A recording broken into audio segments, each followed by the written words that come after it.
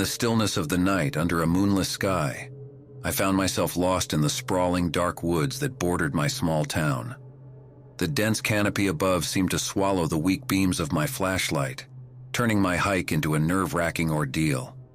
I had heard stories about these woods, tales of a mysterious killer who was said to haunt its depths, but I had dismissed them as mere folklore. That night, however, those stories felt ominously real. The woods were eerily silent, save for the occasional rustle of leaves underfoot or the distant hooting of an owl. Every snap of a twig sent shivers down my spine. The shadows seemed to move with me, twisting and contorting into sinister shapes. My breath came in short, sharp gasps as I quickened my pace, desperate to find my way back to the familiar, well-trodden paths I had strayed from. That's when I first heard it, a soft, dragging sound, like something being pulled across the leaf-strewn ground. I froze, straining my ears against the silence. The sound stopped as abruptly as it had started, leaving me in doubt whether I had heard anything at all. I shook my head, trying to dismiss my growing unease. It was probably just a deer or some other forest animal, I told myself. But as I resumed walking, the sound came again, closer this time, unmistakable in its deliberate, measured pace. My heart pounded against my ribs like a caged bird. The stories of the killer flashed through my mind, a shadowy figure who roamed these woods, preying on the unwary. I should have turned back at the first sign of danger, but curiosity and fear propelled me forward. The beam of my flashlight flickered, then steadied, revealing a narrow, overgrown trail I hadn't noticed before. Driven by a mix of fear and determination, I followed it, the dragging sound growing louder, more urgent. The trail wound deeper into the woods, away from any hope of quick escape. Then I saw it, a figure cloaked in darkness, standing a short distance away, obscured by the trees. I stopped dead in my tracks, my breath catching in my throat. The figure remained motionless, its face hidden in the shadows. My mind screamed at me to run, but my body refused to obey. As I stood there, paralyzed, the figure slowly raised its arm, pointing directly at me. In its hand was something long and sharp, glinting dully in the faint light. A sickening realization dawned on me. This was the killer, the phantom of the woods, and I was his next target. Summoning every ounce of courage, I turned and ran, my footsteps echoing through the forest. I could hear the killer behind me, his footsteps matching mine, relentless and unyielding. Branches whipped at my face and roots seemed to grab at my feet, trying to trip me. I didn't dare look back, the image of the killer's weapon etched into my mind. The woods seemed endless, a labyrinth of trees and darkness. I ran until my lungs burned and my legs felt like lead. Just when I thought I couldn't run anymore, I stumbled into a clearing. The moon, hidden until now, cast a pale light over the scene, revealing a small, decrepit cabin in the center. With no other option, I dashed inside, barricading the door with an old, rotting table. I crouched in the darkness, listening. Outside, the killer's footsteps circled the cabin, a predator taunting its prey. Then silence, a terrifying, heavy silence. I don't know how long I waited, every creak and groan of the cabin sending me into a panic. As the first light of dawn filtered through the gaps in the walls, I mustered the courage to peek outside. The killer was gone, vanished as mysteriously as he had appeared. I emerged from the cabin, my body trembling with exhaustion and fear. The morning sun filtered through the trees, casting long shadows on the forest floor. The beauty of the woods was lost on me now, replaced by an overwhelming sense of dread. I never found out who the killer was, or if he was ever real. Some nights when the wind howls through the trees, I can still hear that soft, dragging sound, and I wonder if he's still out there, waiting in the darkness of the woods.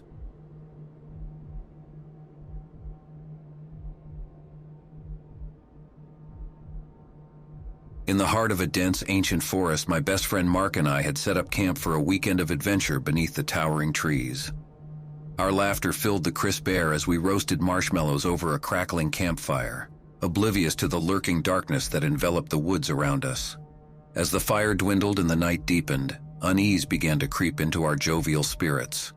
The rustling leaves and hooting owls had taken on a sinister tone, and the forest seemed to press in on us with an unsettling presence. We huddled closer to the dwindling fire, seeking comfort in its wavering glow. Mark, always the fearless one, decided to venture into the woods to gather firewood, leaving me alone by the dying embers. Minutes passed, and the forest's ominous silence swallowed him whole. I called out, but my voice seemed swallowed by the oppressive darkness. As the minutes stretched into an agonizing wait, a sense of dread settled over me. I grabbed a flashlight and set out to find Mark, the beam of light piercing the suffocating blackness. The forest had transformed, its familiar trails now treacherous and disorienting. I followed the path, my footsteps echoing through the haunting silence. The shadows played tricks on my eyes, and every rustle in the underbrush sent shivers down my spine. I called out to Mark again and again, but the forest swallowed my words, leaving only the distant cries of unseen creatures. After what felt like an eternity, I stumbled upon a clearing and my heart plummeted. Mark's backpack lay abandoned on the ground, his flashlight flickering beside it. Panic surged through me as I realized he was nowhere to be found. I frantically scanned the surroundings, but there was no sign of him. With trembling hands, I picked up his flashlight and aimed it into the darkness. The beam revealed a trail of broken branches and trampled foliage leading deeper into the forest. The forest had claimed Mark, and it beckoned me to follow. I followed the eerie trail, my senses on high alert. The forest seemed to whisper secrets that eluded my understanding. The path eventually led me to a small cabin. It stood in stark contrast to the pristine wilderness that surrounded it. The cabin's door hung ajar, creaking eerily as I pushed it open. Inside, the air was heavy with the stench of decay. My flashlight revealed an unsettling sight, an array of taxidermy animals, their glassy eyes fixed on me as if they had borne witness to unspeakable horrors. My heart pounded as I ventured deeper into the cabin, searching for any sign of Mark. In a room at the back, I found a wall adorned with faded photographs, snapshots of people who had ventured into these woods, their faces twisted in terror. Mark's photograph was among them, a grim reminder of the forest's insatiable hunger. Just as I turned to leave the cabin, I heard Mark's voice, a faint, desperate cry for help. It seemed to emanate from beneath the floorboards. With trembling hands, I pried up a loose board, revealing a hidden cellar. Descending into the dark abyss, I found Mark bound and gagged, his eyes wide with terror. I hurriedly untied him, and he gasped for air, his voice trembling as he recounted his ordeal. He had been lured into the cabin by an unknown force, and his captor had promised to show him the secrets of the forest. We wasted no time escaping the cabin, leaving behind the horrors that lurked within. As we made our way back through the labyrinthine forest, the oppressive darkness finally relented, and the first light of dawn broke through the trees. The forest, once our playground, had become a malevolent entity, a place of hidden terrors and unrelenting nightmares. Mark and I emerged from the woods, forever changed by our harrowing experience, carrying with us the chilling knowledge that some secrets are best left undisturbed in the depths of the ancient forest.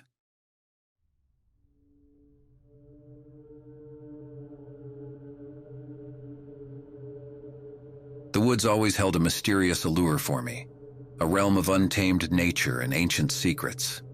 Little did I know that a single, fateful hike would plunge me into a nightmarish encounter that would forever change the way I viewed the wilderness. It was a crisp autumn afternoon when I decided to venture deep into the woods, seeking solitude and a connection to the natural world. The golden leaves rustled in the breeze, creating a soothing symphony that filled the air. The forest seemed to welcome me with open arms, and I felt at peace. As I wandered deeper into the woods, the sense of tranquility gave way to a subtle unease.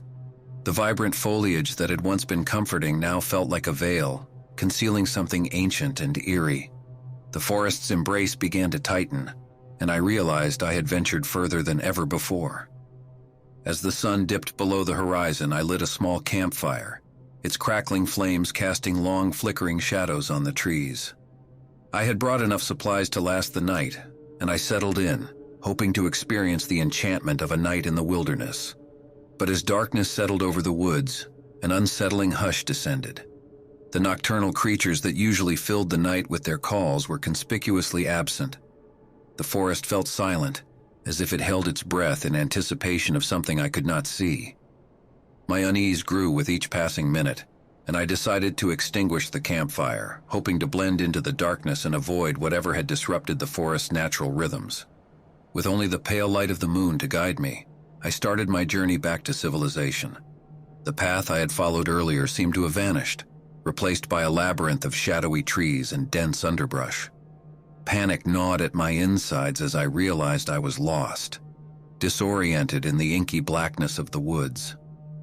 A low, guttural growl echoed through the darkness, sending a chill down my spine. I strained my eyes in the moonlight, trying to discern the source of the ominous sound. It was then that I caught sight of a pair of glowing, malevolent eyes among the trees. A creature half human and half beast, its features distorted with an insatiable hunger. My heart pounded as I realized I was not alone in the woods. The creature, with matted fur and gnarled claws, began to advance, its growls growing louder and more menacing. Fear gripped me and I knew I had to run. I sprinted through the woods, my footsteps echoing in the silence. The creature pursued me with relentless determination, its inhuman howls echoing through the night. Its presence was suffocating, its eyes burning with an unnatural malevolence. My breath came in ragged gasps as I stumbled through the underbrush, my clothes torn and my body battered. The forest itself seemed to conspire against me, its twisted branches and hidden roots serving as obstacles in my desperate flight. Just when it seemed that all hope was lost, I stumbled upon a small hidden cave, a sanctuary in the heart of the darkness. With the creature hot on my heels, I squeezed into the narrow opening, praying that it would not follow. As I huddled in the darkness, I could hear the creature's enraged howls just outside the cave, its clawed hands scraping against the rocky walls. It seemed to know I was there, its malevolent presence lingering on the threshold. Hours passed, the creature's relentless pursuit eventually giving way to an oppressive silence. I dared not move, fearing that it might still be lurking nearby. With each passing minute, the cave seemed to close in on me, its walls pressing in with an almost sentient malevolence. Dawn finally broke, casting a feeble light into the cave's depths. Slowly, I emerged from my hiding place, my body battered and my spirit shaken. The forest had revealed its true nature, a realm of ancient horrors and malevolent entities. As I made my way back to civilization, I couldn't help but wonder how many others had ventured into the woods, never to return. The wilderness, with its serene beauty, concealed a darkness that could consume even the bravest souls, and I, forever scarred by that nightmarish encounter, would never view the woods in the same light again.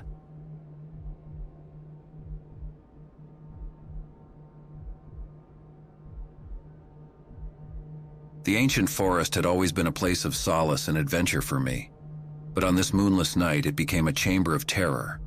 I ventured into the woods with my friends, our laughter filling the air as we set up camp beneath the towering trees, unaware of the malevolent force that lurked within. As darkness descended, our campfire crackled, casting eerie shadows that danced upon the gnarled tree trunks. We huddled close, the forest's silence growing oppressive. The air felt charged with an unnatural energy, and the night was devoid of the usual sounds of wildlife. The unease settled in our bones, but we brushed it off as mere nerves. We were seasoned campers after all, and the forest held no secrets we couldn't conquer, or so we thought. As we settled in for the night, I heard distant echoes of an axe striking wood. At first it was faint, almost imperceptible, but it grew closer, a rhythmic and haunting cadence that seemed to beckon us into the darkness.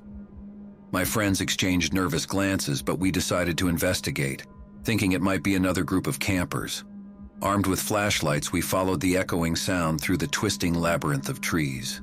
The forest, once familiar, now felt like an alien landscape, its towering trees shrouded in an evil presence. The echoes led us to a small clearing where we found an old cabin. The rhythmic chopping sound emanated from within, echoing through the night like a sinister heartbeat. Cautiously, we approached the cabin and peered inside, our flashlights revealing a scene of horror. A hulking figure clad in tattered lumberjack attire stood at a wooden workbench, its massive frame illuminated by a flickering lantern. In its grip was a blood-stained axe, which it wielded with an unholy fervor, chopping at a pile of severed human limbs. A collective gasp of horror escaped our lips, but the possessed lumberjack paid us no heed. It was as if he was in the grip of a relentless frenzy, driven by an insatiable urge to dismember the unfortunate victims strewn about the cabin. My friends and I retreated into the shadows, our hearts pounding with terror. We knew we had to escape the cabin, but the possessed lumberjack stood between us and safety. With each swing of the axe, he seemed to grow more powerful, more relentless in his pursuit. In the flickering lantern light, I glimpsed the faces of those who had met a gruesome end, their eyes wide with terror, frozen in eternal agony. The realization struck me like a blow to the chest. This was the work of the forest's malevolent spirit, a vengeful force that had possessed the lumberjack, turning him into a relentless killer. With desperation driving us, my friends and I concocted a plan to distract the possessed lumberjack and make our escape. While one of us would create a diversion, the others would attempt to slip past him and flee into the forest. As I watched my friends bravely execute the plan, I felt a sense of helplessness wash over me. I knew I had to do my part, to ensure that at least some of us survived this nightmarish ordeal. With a pounding heart, I stepped forward, my flashlight casting eerie shadows on the cabin's walls. I called out to the possessed lumberjack, drawing his attention away from my friends. As he turned toward me, his eyes burning with malevolence, I felt a paralyzing fear grip my very soul. But my sacrifice had bought my friends precious seconds. They slipped past the possessed lumberjack and vanished into the depths of the forest. As I lured the vengeful spirit away from them, I prayed that they would find safety. The forest seemed to close in around me, the trees twisting and contorting in unnatural ways. The possessed lumberjack pursued me with relentless determination, his blood-soaked axe gleaming in the dim light. I knew I couldn't outrun him forever. Just when it seemed that all hope was lost, a blinding flash of light pierced the darkness, and an otherworldly force swept over the possessed lumberjack. He let out a deafening scream, his form disintegrating into a swirling vortex of shadows before vanishing entirely. I was left alone in the forest, shaken and traumatized by the horrors I had witnessed. But I had bought my friends the time they needed to escape the malevolent spirit's clutches. As I made my way back to the campsite, I couldn't help but wonder what other horrors the ancient forest held. It was a place of beauty and wonder, but it was also a realm of darkness and malevolence, where the line between the living and the supernatural was perilously thin.